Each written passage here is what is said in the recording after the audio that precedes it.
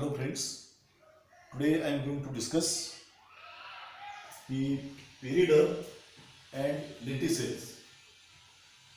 So, structure and function of peridot. So, we know very well, during the process of secondary growth, there are two events.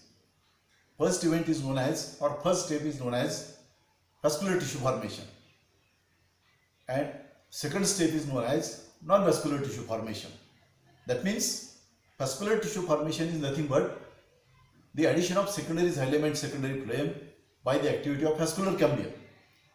And second step, which is commonly known as non-vascular tissue formation, which includes the addition of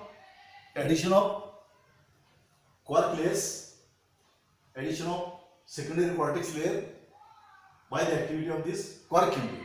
That means this three-layered zone of cells is commonly called as a peridot. So, when formation of peridot takes place,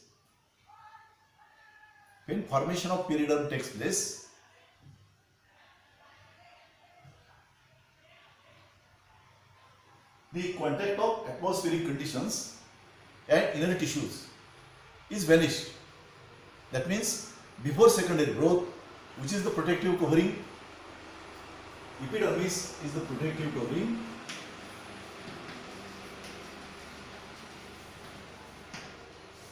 in the primary stems before secondary growth. That means epidermis is the outermost covering in the stem as well as root as well as all organs of the plants, including leaves, flowers, fruits, etc. So when secondary tissues are added in the form of secondary xylem and secondary phloem by the activity of cambium, it creates the pressure on the peripheral tissues like cortex as well as epidermis, and epidermis ruptures. At that time another cambium is developed from the cells of the cortex. It is commonly known as quark cambium. So this quark cambium is secondary lateral meristem which is developed from some cells of the cortex when plant requires another protective layer, when epidermis is ruptured due to the pressure created by inner tissues like secondary xylem and secondary phloem. That means in order to protect the plant from desiccation, that means due to addition of secondary tissues like secondary xylem and secondary phloem, the peripheral layers like endodermis, cortex and epidermis comes under stress. Epidermis ruptures. When epidermis ruptures, there is a possibility of desiccation, means excessive loss of water through the ruptured epidermis. As well as there is another possibility. There is also possibility of entry of pathogens like fungi, bacteria, viruses through this ruptured epidermis. And for preventing the plant from desiccation and entry of pathogens like viruses, bacteria as well as fungal spores, plant stem needs another protective covering. At that time, this quark cambium which is developed from peripheral ground tissue, that means cortex cells. This quark cambium cells divides, redivides and produces this thick walled, initially thin walled, rectangular, brick-shaped cells. So these cells later on becomes thick walled due to deposition of this substance commonly known as suberin. So cells which are added by this quark cambium at its peripheral side, they are rectangular, thin walled. Initially they are living thin initially, but later on they lose their protoplasmic components and they acquire the secondary walls of suberin and they become thick. That means this brick-shaped, compactly arranged, thick-walled, empty or dead cells of quark are added by this quark cambium at its peripheral side. At the same time, the cells of the quark cambium divide, redivide and produces the secondary parenchyma cells at its at its inner side. That means at the inner side, the cells of the inner layer of the cambium cells divides, redivides and produces the secondary parenchyma cells, and at the peripheral side, this quark cambium cells divides, redivides and produces the quark layers or quark cells. So this three-layered zone of cells is produced by the activity of this quark cambium, and this three-layered zone of cells is commonly known as periderm. That means formation of periderm is the important step during the process of secondary growth in all dicots and gymnospermic plants. This is the need of plant.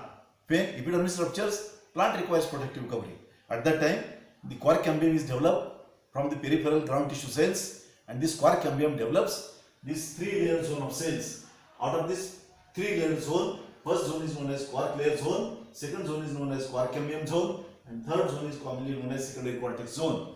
So, if we observe these quark layers, the quark layers are made up of thick-walled, suberized, dead cells, and these cells are impervious to gases as well as water. That means these layers protect the plant from mechanical injury, protect the inner tissues from pathogen entry like bacteria, viruses, as well as these quark layers also protect the desiccation process also. That means after secondary growth, this formation of periderm takes place naturally for protecting the plant from mechanical injury, desiccation, or entry of the pathogens like bacteria, viruses, etc. etc. Then, when these quark layers are developed, they don't allow the entry of gases to the inner tissues, toward the inner tissue. But naturally, each and every cell in the plant body requires the aeration, requires the oxygen for cell respiration. For this purpose, in some regions in the periderm, the open gaps are created. And these open gaps are commonly called as lenticels. So, how these lenticels are developed? That means during secondary growth, this periderm is developed. This three-layered zone of cells in the form of secondary cortex, quark layers, and this quark cambium is developed.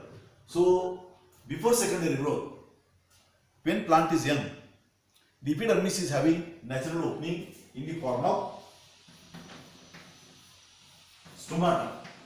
That means in the primary plant body, means in young plant body, epidermis is intact, and this epidermis possesses minute apertures in the form of stomata for gaseous exchange. That means through this stomata, inner tissues get the oxygen for cell respiration. But when periderm develops, the cells of the quark, peripheral layer of periderm quark, they are not allowing the entry of water as well as gases. So, for the purpose of providing the oxygen for inner tissues, during secondary growth, in certain regions, the open gaps with loose direct cells are developed. Open gaps in periderm region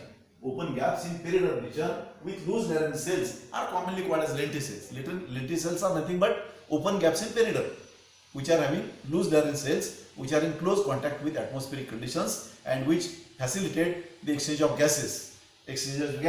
That means during this formation of lenticel, what happens actually? This quark cambium at the regions of stomata. That means in this same epidermis, where previously stomata were lying. So in the regions of the stomata, this quark cambium behaves differently and produces the parenchyma cells at the outer side instead of these quark cells. Instead of quark layers, the quark cambium at the regions of the stomata behaves differently, functions differently, and produces the parenchyma cells. So these parenchyma cells, which are produced by this quark cambium, creates the pressure and ruptures the epidermis. So if we observe this region is the region of parenchyma cells, which are added by this quark cambium. This region. So another region, this region. If we observe this region of quark cambium produces the quark cells at its peripheral side and secondary parenchyma cells at its inner side. So at this region also, this quark cambium cells produces this quark layers or quark cells at its peripheral side, and at its inner side it produces the secondary cortex cells. At the inner side, this quark cambium produces the secondary cortex cells or secondary parenchyma cells. But in this region, quark cambium behaves or functions differently, and instead of producing these quark layers or quark cells, thick walled, superized, empty, dead quark cells, it produces the parenchyma cells. So parenchyma cells just close to the cambium, they are compact layering. These layers of cells which are compact layers, they are commonly known as closing layers. If you observe this zone shows loose arranged parenchyma cells, and these cells are commonly known as complementary cells. So these complementary cells, parenchyma cells, thin walled living cells, they are having large intercellular spaces. And due to presence of large intercellular spaces and close contact with atmospheric conditions, these open gaps with loose Leydig cells means this lenticels plays an important role in exchange of gases. That means after secondary growth, when epidermis is totally replaced by periderm, or when epidermis is replaced by these quark layers, plant requires the oxygen. Inner tissues of the plant, stem or root, requires the oxygen in order to fulfill the demand of the oxygen for respiration purpose. In the periderm region, small gaps or loose areas with loose Leydig cells are observed, and these are commonly called as lenticels. That means as far as the function of this periderm and lenticel is concerned, the function of periderm is the protection of inner tissues from mechanical injury, protection of inner tissues from entry of the pathogens like bacteria, viruses and microbes like bacteria, viruses and fungal spores also. As well as these quark layers also prevent the inner tissues from desiccation. That means excessive loss of water is prevented by these quark layers, because quark layers are impervious to water as well as gases because of their thick superized walls. So this is the function of this periderm. So as far as the function of this lenticel is concerned, lenticel functions as like stomata. What is the function of stomata? The major function of stomata is the exchange of gases. That means O2 and CO2 exchange takes place through the stomata. Generally, stomata are found in aerial organs of the plants like leaves, as well as if stem is young or in primary stem. The stomata are also found in epidermis, and these stomata, minute openings, facilitate the exchange of gases. In addition to this function, stomata also perform the function of transpiration. That means excessive loss of water in the form of vapor takes place through the stomata. That means in these dicot stems, after secondary growth, when formation of the quark layer takes place, plant requires the aeration. Inner tissues of the stem as well as root after secondary growth, when quark layers are developed, it requires aeration. It requires oxygen, inner tissue for cell respiration. At that time, at certain regions, the quark cambium functions differently and produces these open gaps with loose Leydig cells in the periderm region or in the quark region. They are commonly called as lenticels. That means major function or very important function of lenticel is the exchange of gases.